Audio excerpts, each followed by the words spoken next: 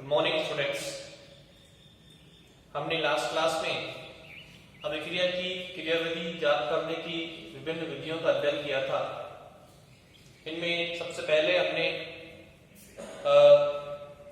त्रिविम रासायनिक विधि के बारे में जानकारी प्राप्त करी और हमने बताया कि SN1 रिएक्शन में रेशिमीकरण होता है और SN2 रिएक्शन में प्रतीपन होता है जब हम कोई प्रकाशिक सक्रिय अभिकारक लेते हैं। ये दोनों अभिक्रियाएं त्रिविम रासायनिक प्रभाव के व्याख्या करती हैं और इनसे हम अभिक्रिया की क्रियाविधि के बारे में जानकारी प्राप्त कर सकते हैं। अब अगली विधि है अभिक्रिया की क्रियाविधि ज्ञात करने की, वो है मध्यवर्ती द्वारा। सेकेंड विधि है मध्यवर्ती द्वारा। देखिए, जब कोई अभिक्रिया एक से अधिक पदों में संपन्न होती है तो उसमें क्या बनते हैं? मध्यवर्ती बनते हैं। अब इन मध्यवर्तियों का हम पृथक्करण करके इनके बारे में जानकारी प्राप्त कर सकते हैं और इनका पृथक्करण कैसे होता है ये मैं आपको बताऊंगा। तो आप लिखिए, अधिकतर कार्बनिक अभिक्रियाएं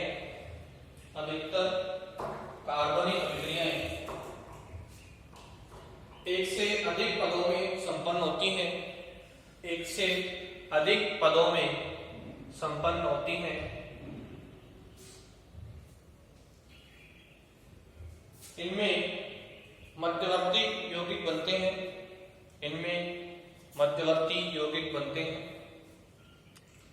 इन मध्यवर्तियों का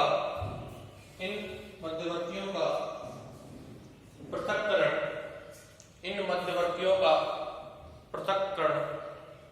निम्न प्रकार से किया जा सकता है।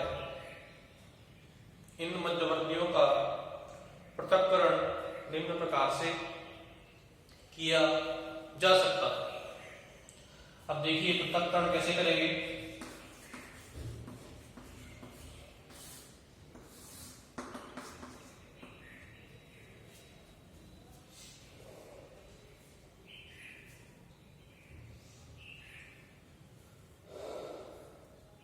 देखिए, मध्यवर्ती के पृथक्करण द्वारा हम अभिक्रिया की क्रियाविधि का अनुमान लगा सकते हैं। हम एक एग्जांपल लेते हैं, कैसे करेंगे पृथक्करण। हाफमान ब्रोमाइड अभिक्रिया का, हाफमान ब्रोमाइड अभिक्रिया द्वारा। देखिए, हाफमान ब्रोमाइड अभिक्रिया में क्या होता है, कोई भी एल्किल अमाइड, इस तरीके से ये अमाइड, ये ब्रोमीन और KOH की उपस्थिति में जो अभिक्रिया करता है तो ये हमारा अमीनो समूह कन्वर्ट हो जाता है अमीनो समूह में। जब कोई भी अमाइड, एल्किल अमाइड, ब्रोमीन और क्षार की उपस्थिति में क्रिया करता है तो उसका अमीनो समूह में कन्वर्ट हो जाता है और हमें एमीन प्राप्त होते हैं। तो अमाइड से एमीन का निर्माण होता है हाफमान ब्रोमाइड अभिक्रिया में। अब ये कैसे हुआ, इसकी क्रियाविधि से हम ज्ञात करेंगे और इसमें जो मध्यवर्ती बनता है उसको हम कैसे पृथक कर सकते हैं इसके बारे में जानकारी प्राप्त करेंगे। तो आप लिखिए, अभिक्रिया के मध्यवर्तियों को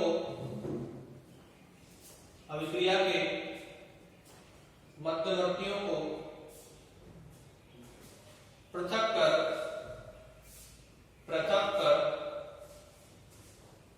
अभिक्रिया की क्रियाविधि का पता लगाया जा सकता है। ठीक है, सबसे पहले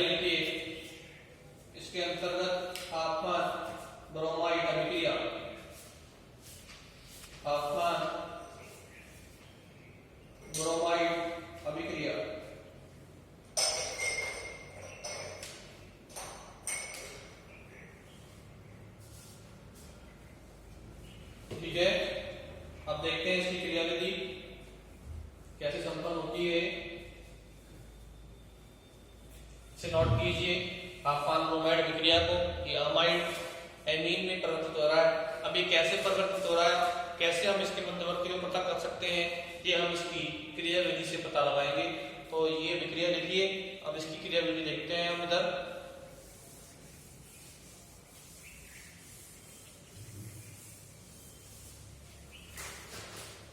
देखो क्रियाविधि, आफान ब्रोमाइड विक्रिया की क्रियाविधि, कैसे ये अमाइड ग्रुप अमीनो समूह में बदल रहा है। देखो सबसे पहले क्या होगा, हमारा ये अमीनो समूह इस तरीके से करेगा रिएक्शन ब्रोमीन से, इससे करेगा रिएक्शन ब्रोमीन से Br2 से, ठीक है। Br2 से जब रिएक्शन करेगा तो इस तरीके से ये HBr बाहर हो जाएगा, HBr बाहर हो जाएगा और हमें उत्पाद मिलेगा HBr के बाहर होते ही R C double bond O N Br और ये H, ये उत्पाद हमें प्राप्त होगा। अब इस पे क्या होगा, N ब्रोमोअमाइड में मिल जाएगा। अब क्षार हमला करेगा OH माइनस। क्षार का काम क्या है, क्षार प्रोटॉन रिमूव करता है और इलेक्ट्रॉन आ जाएंगे नाइट्रोजन के ऊपर, तो हमें फिर ये स्पीशीज प्राप्त होगी। इस तरीके से N पे आ जाएगा नेगेटिव चार्ज, ठीक है, और बाहर निकल जाएगा जल, वाटर। OH माइनस ने H+ ले लिया। अब ये अस्थायी है, कौन, ये ऋणायन। अब क्या होगा, यहां से भी Br माइनस की फॉर्म में बाहर निकल जाएगा, तो Br माइनस बाहर निकल गया, ठीक है। बन क्या जाएगा, ये असाइल नाइट्रीन, क्या बन जाएगा, ये असाइल नाइट्रीन हमें इस तरीके से ये प्राप्त होगा, ठीक है। अब देखो असाइल नाइट्रीन में क्या होता है, पुनर्विन्यास। पुनर्विन्यास होगा कैसे, इलेक्ट्रॉन यहां से यहां आएंगे और ये R ग्रुप चल जाएगा इधर N पर, जिससे क्या बन जाएंगे, आइसोसाइनेट। क्या बन जाएंगे, R समूह का इलेक्ट्रॉन से स्थानांतरण होगा N पर, जिससे क्या बन जाएगा, देखो R से C डबल बॉन्ड O तो रहेगा ही, डबल बॉन्ड आ जाएगा C और N के मध्य में, और N पे कौन मिल जाएगा, ये R क्या बन गया, ये एल्किल आइसोसाइनेट। क्या बन गया, एल्किल आइसोसाइनेट,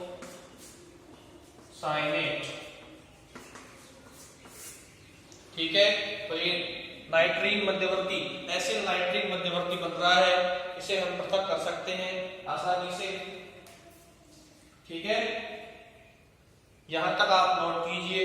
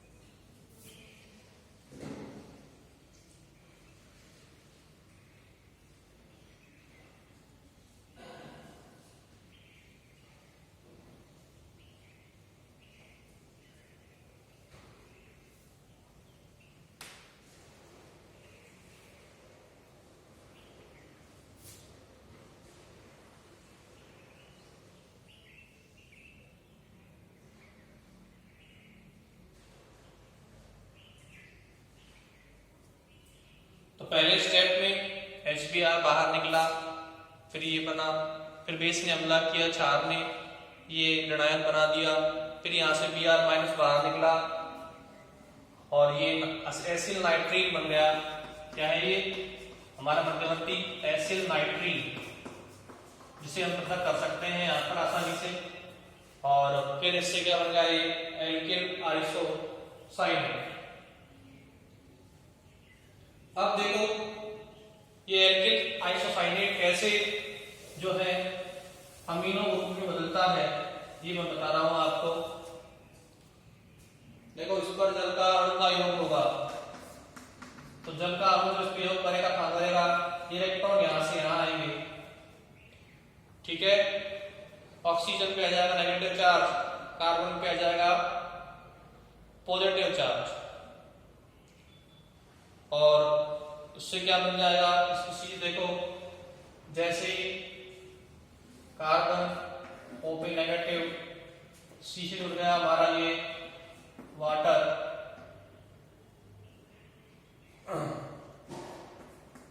और O पे आ जाएगा पॉजिटिव चार्ज,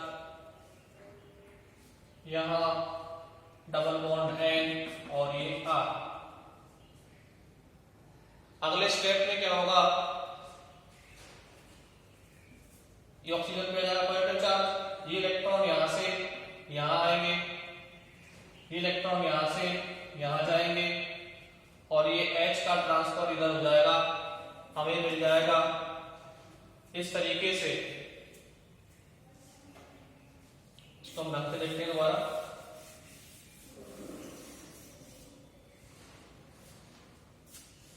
इलेक्ट्रॉन यहां से आ गए, C पे जुड़ जाएगा OH, और O पे आ जाएगा ये नेगेटिव चार्ज, यहाँ positive charge, double bond N और ये R। अब क्या होगा? ये इलेक्ट्रॉन यहां से आएंगे और ये यहां से यहां आ जाएंगे, इससे क्या मिल जाएगा हमको? ये C double bond O, OH positive, यहाँ पर सिंगल बॉन्ड N पे नेगेटिव चार्ज आ जाएगा, और ये R। अब देखो ऑक्सीजन पे क्या आ रहा है? पॉजिटिव चार्ज, तो क्या होगा? ये इलेक्ट्रॉन यहां से यहां जाएंगे। अगर हम इसको देखें तो डायरेक्टली देखो वाटर का जब योग होता है इधर, तो ये स्पीशीज ऐसे बनती है। अगर हम इसको ऐसे देखें तो हम डायरेक्टली भी यहाँ पर O माइनस आया तो इधर जोड़ दिया H, OH, C से जोड़ दिया ये OH, और डबल बॉन्ड N और ये R। अगले स्टेप में इलेक्ट्रॉन यहाँ से यहाँ, ये यहाँ से यहाँ, ये H जो है तो इधर जुड़ जाएगा N पर, हमें मिल जाएगा R, N से H, और ये COOH, ये स्पीशीज हमें प्राप्त होगी, ठीक है। इलेक्ट्रॉन यहाँ से यहाँ, ये यहाँ से यहाँ, ये H यहाँ चल जाएगा, और हमें मिल जाएगा ये एसिड ग्रुप, और NH और ये R। तो इसको हम गर्म करेंगे, गर्म करने पर यहाँ से ये CO2 बाहर निकल जाएगी, CO2 बाहर, और हमें क्या मिल जाएगा? ये अमीनो ग्रुप, ठीक है। तो वाटर का जब योग होगा तो इधर जुड़ेगा H+, इधर जुड़ेगा OH, यहाँ जोड़ दिया O माइनस से जुड़ेगा H, और C से जोड़ देंगे OH, क्योंकि यहाँ आएगा पॉजिटिव, यहाँ आएगा नेगेटिव, ठीक है। तो ऐसे जल का योग होगा, और ये ऐसे इस ग्रुप में बदलेगा, और यहाँ से जब CO2 बाहर निकलेगी तो हमें क्या मिल जाएगा? प्राइमरी एमी मिल जाएगा। तो ऐसे ही तापमान ब्रोमाइड अभिक्रिया संपन्न होती है।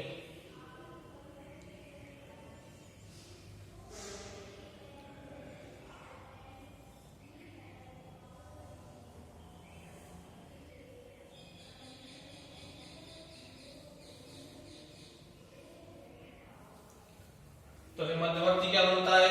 ये नाइट्रेट बनता है, जो कि पुनर्विन्यास के बाद, ये क्या है? पुनर्विन्यास के बाद आइसोसाइनेट में बदलता है। आइसोसाइनेट पे जल के योग से हमें एक कार्बोनिक एसिड मिलता है, और जिसमें से CO2 बाहर निकलती है, और हमें मिल जाता है प्राथमिक एमीन।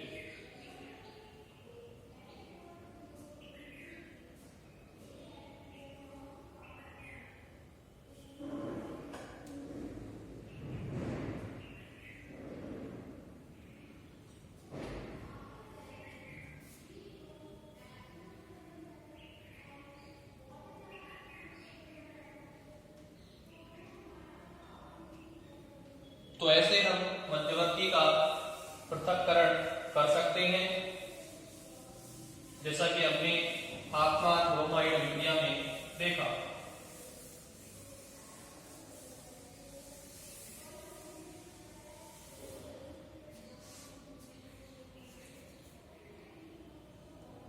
अगली विधि है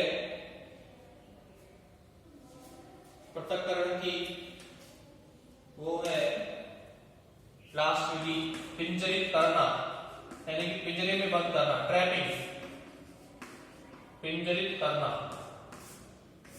ट्रैपिंग करना। देखो जैसे कि हमने ये एग्जांपल लिया था जब हमने नाइट्रीन बनाई थी, डाईएजोमेथेन, ठीक है। अब जब इसका विघटन किया था हमने, तो डाईएजोमेथेन का जो विघटन होता है गर्म करने पर, तो एक इलेक्ट्रॉन इधर, एक इधर, फिर ये वाला इधर, ये वाला इधर, यानी कि ये बॉल टूटेगा, N2 बाहर निकलेगी और क्या बन जाएगी, कार्बीन बन जाएगी। N2 का निकल जाएगा बाहर। अब हम कार्बीन को क्या करेंगे, ट्रैप करेंगे, पिंजरे में बंद करेंगे। कैसे करेंगे, ये क्या है, डाईएजोमेथेन, डाईएजोमेथेन। अब ये मध्यवर्ती बन गया कार्बीन। इस कार्बीन को हम क्या करेंगे, अब ट्रैप करेंगे, पिंजरे में बंद करेंगे। कैसे करेंगे, देखो जब भी कोई कार्बीन करेगा रिएक्शन किससे, साइक्लोहेक्सीन से, ये क्या है हमारा साइक्लोहेक्सीन, और ये क्या है कार्बीन। तो कार्बीन एल्कीन के साथ क्या देता है, चक्रीय योग, एक इलेक्ट्रॉन इधर, इसका एक इलेक्ट्रॉन इधर, इस कार्बन में और इस कार्बन बंद बन गया। ऐसे ही इसका एक इलेक्ट्रॉन इधर, इसका एक इलेक्ट्रॉन इधर, इस कार्बन में, इस कार्बन में बंद बन गया और ये कार्बीन ट्रैप हो गई। हमें क्या मिल जाएगा, देखो इस तरीके से ये दोनों कार्बन इस कार्बीन से जुड़ गए, इस कार्बन से जुड़ गए और हमें ये उत्पाद प्राप्त हो गया, ठीक है।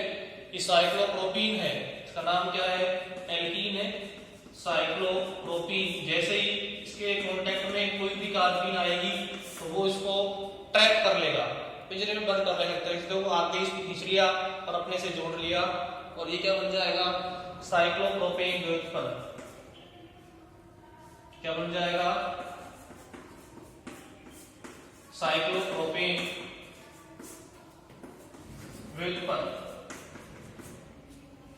क्या बन जाएगा, साइक्लोप्रोपेन व्युत्पन्न।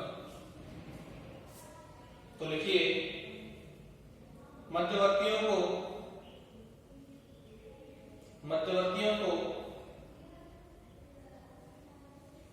रासायनिक अभिक्रियाओं द्वारा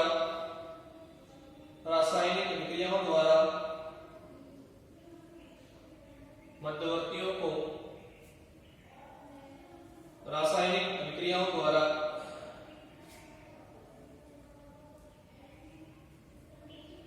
सरलता से ट्रैपिंग कर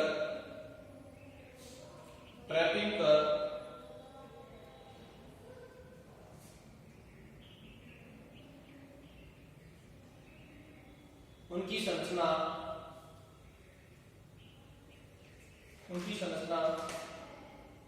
ज्ञात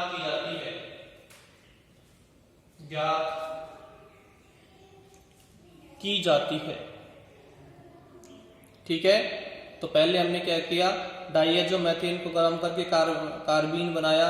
उस कार्बीन की क्रिया हम जब किसी एल्कीन से कराएंगे तो वो इसमें ट्रैप हो जाती है और हमें साइक्लोप्रोपेन व्युत्पन्न प्राप्त होता है, ठीक है।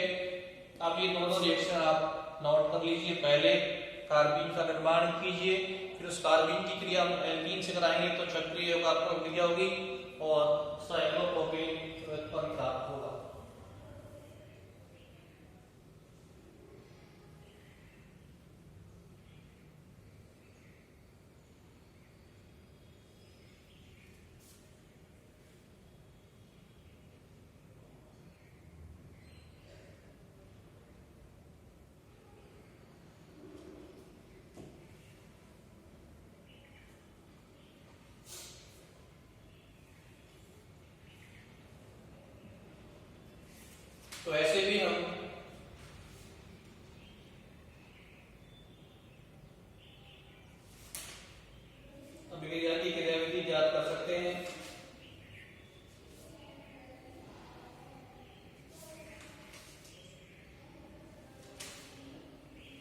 आप देखिए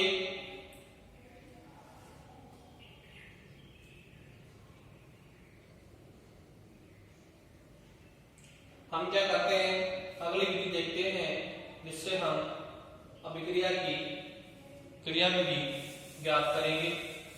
तो अगली विधि है उत्पाद विश्लेषण विधि। अगली विधि कौन सी है? उत्पाद विश्लेषण विधि।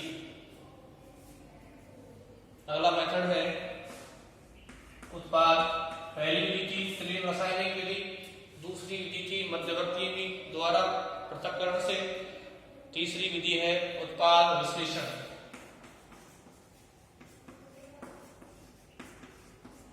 Product analysis. देखिए इस विधि का अध्ययन करने से पहले हम अभिकारक और उत्पाद की अवस्था के बारे में जानकारी प्राप्त करेंगे। तो देखिए इस विधि में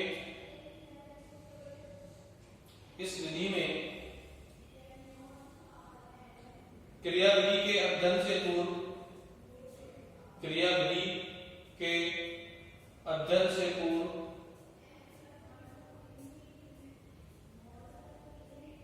अभिकारक और उत्पाद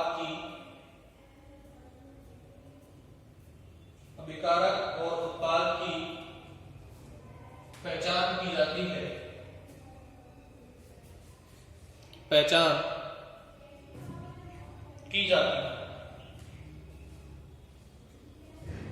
ठीक है, देखो हम एक रिएक्शन लेते हैं टोलुइन की। ठीक है, टोलुइन को हम दो अवस्था में लेते हैं, एक तो लेते हैं द्रव अवस्था में और एक लेते हैं वाष्प अवस्था में। टोलुइन का हम कराएंगे हैलोजनीकरण Cl2 से। अब देखिए जब टोलुइन वाष्प अवस्था में होता है तब हमें अलग उत्पाद मिलता है, और जब टोलुइन द्रव अवस्था में होता है तब हमें अलग उत्पाद मिलता है। यानी कि अभिकारक की अवस्था पर डिपेंड कर रहा है कि उत्पाद कौन सा बनेगा। देखिए वाष्प अवस्था में जब टोलुइन का, इसलिए क्या है टोलुइन है, जब वाष्प अवस्था में टोलुइन का क्लोरीनीकरण करेंगे तो एक चेन अभिक्रिया होगी, श्रृंखला अभिक्रिया होगी, और हमें क्या मिल जाएगा, यहाँ से Cl बाहर हो जाएगा, बेंजील क्लोराइड प्राप्त होगा। क्या प्राप्त होगा? बेंजील क्लोराइड, इस तरीके से। ठीक है, तो वाष्प अवस्था में जब क्लोरीन का करेंगे क्लोरीनीकरण तो हमें उत्पाद क्या प्राप्त होता है? बेंजील क्लोराइड। तो लिखिए एग्जांपल के रूप में लिखिए, यदि टोलुइन का क्लोरीनीकरण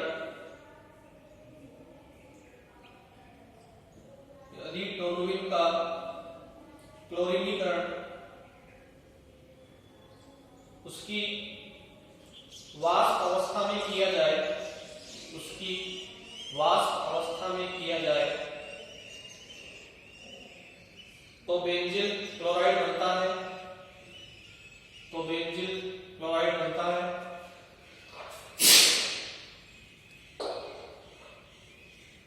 ठीक है, आप ये लिखिए रिएक्शन टोलुइन की वाष्प अवस्था में क्या बनेगा? ये बेंजील क्लोराइड। ठीक है, श्रृंखला अभिक्रिया होगी, और यानी कि ये पार्श्व श्रृंखला अभिक्रिया है। ये तो मेन श्रृंखला, ये पार्श्व श्रृंखला है CH3। तो क्लोरीनीकरण होगा वाष्प अवस्था में, तो ये पार्श्व श्रृंखला अभिक्रिया में भाग लेगी, मेन श्रृंखला अभिक्रिया में भाग नहीं लेगी। तो कौन सी अभिक्रिया है?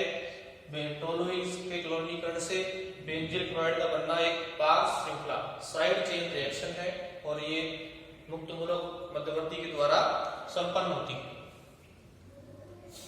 ठीक है, अब देखो यदि हमने अवस्था चेंज कर दी, द्रव अवस्था ले ली, तो क्या होगा? तो देखिए द्रव अवस्था में AlCl3 की उपस्थिति में रिएक्शन होगी। अब देखो ये टोलुइन जो होता है वो इलेक्ट्रॉन दाता समूह है, प्लस आई प्रभाव वाला समूह है, ये क्या करेगा, बेंजीन पे इलेक्ट्रॉन घनत्व बढ़ाएगा, यानी कि ये प्लस आई और प्लस एन प्रभाव दर्शाता है, प्लस आई प्रभाव दर्शाता है, जिससे क्या होगा, वलय के अंदर घनत्व बढ़ेगा। और ये कैसा होता है, ऑर्थो पैरा निर्देशकारी, यानी कि ऑर्थो पे और पैरा पोजीशन पे ये घनत्व को बढ़ाता है। अब देखो जब इलेक्ट्रॉन घनत्व ज्यादा होगा ऑर्थो और पैरा पे, तो आने वाला इलेक्ट्रॉन स्नेह कहाँ जुड़ेगा, ऑर्थो पे या पैरा पे, क्योंकि बेंजीन क्या है, एक नाभिक नहीं है। इसमें यदि हमने इलेक्ट्रॉन दाता समूह जोड़ दिया CH3 समूह, तो इसके ऑर्थो और पैरा पोजीशन पे इलेक्ट्रॉन घनत्व और भी ज्यादा हो जाएगा, और ये आने वाले इलेक्ट्रॉन स्नेह को या तो ऑर्थो पे जोड़ेगा या फिर पैरा पे जोड़ेगा। तो ये Cl2 क्या है, एक इलेक्ट्रॉन स्नेह, ठीक है, ये कहां जुड़ेगा, या तो ऑर्थो पर या फिर पैरा। तो ये CH3 या तो ऑर्थो पे जुड़ेगा या फिर पैरा पे जुड़ेगा। तो हमें ऑर्थो क्लोरोटोलुइन और पैरा क्लोरोटोलुइन दोनों प्राप्त होते हैं जब हम द्रव अवस्था में AlCl3 की उपस्थिति में टोलुइन की रिएक्शन क्लोरीन से कराते हैं। तो देखिए, यदि क्लोरीनीकरण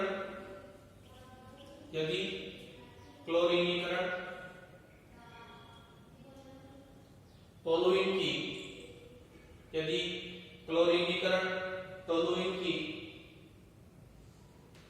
द्रव अवस्था में AlCl3 की उपस्थिति में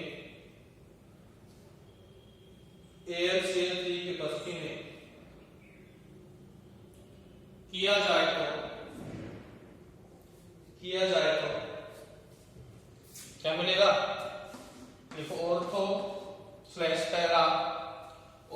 पैरा क्लोरोटोलुइन बनती है, ऑर्थो पैरा क्लोरोटोलुइन बनती है, ठीक है। तो द्रव अवस्था में ये क्या देगा, इलेक्ट्रॉन स्नेह प्रतिस्थापन अभिक्रिया देगा। ये Cl2 और AlCl3 से देखो कैसे बनेगा, Cl2 और AlCl3 की जब रिएक्शन होगी तो देखो ये AlCl3 यहाँ से एक Cl खींच लेगा इलेक्ट्रॉन सहित, जिससे क्या बन जाएगा, Cl क्या जाएगा पॉजिटिव चार्ज और AlCl4 माइनस बाहर निकल जाएगा। अब ये Cl प्लस क्या बन गया, इलेक्ट्रॉन स्नेही बन गया, ये कहाँ जुड़ जाएगा, टोलुइन से या तो ऑर्थो पे या पैरा पे। ये कहाँ जुड़ेगा इलेक्ट्रॉन स्नेही, जहां घनत्व ज्यादा हो। तो CH3 समूह एक इलेक्ट्रॉन दाता समूह है, ये ऑर्थो पे और पैरा पे घनत्व बढ़ाएगा, इसलिए इलेक्ट्रॉन स्नेही Cl+ या तो यहाँ जुड़ेगा ऑर्थो पे या यहाँ जुड़ेगा पैरा पे, ठीक है। देखो AlCl3 क्या है, एक लुईस अभिकर्मक है, लुईस अम्ल है, ठीक है। इस पे 3 Cl है, तो क्या करेगा, यहाँ से एक Cl और खींच लेगा ताकि इसका अस्टक पूर्ण हो जाए, AlCl4- बन जाएगा और इस Cl पे क्या जाएगा, पॉजिटिव चार्ज, ये क्या बन जाएगा, एक इलेक्ट्रॉन स्नेह। कहाँ जुड़ेगा, बेंजीन के इलेक्ट्रॉन घनत्व वाले उच्च इलेक्ट्रॉन घनत्व वाली जगह पर, और घनत्व ज्यादा कहाँ पर है, टोलुइन के अंदर, ऑर्थो पे या फिर पैरा पे। तो देखो ऑर्थो पे जुड़ेगा तो बनेगा ऑर्थो क्लोरोटोलुइन, इसका नाम क्या है, ऑर्थो क्लोरोटोलुइन, और इसका पैरा क्लोरोटोलुइन, ठीक है। तो देखो ऐसे AlCl3 और Cl2 की रिएक्शन से Cl+ इलेक्ट्रॉन स्नेही बनता है, और वो टोलुइन के अंदर या तो ऑर्थो पे जुड़ेगा या फिर पैरा पे जुड़ेगा।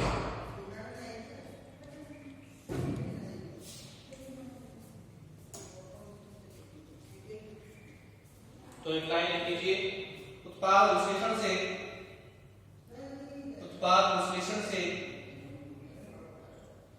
यह पता लगता है कि दोनों परिस्थितियों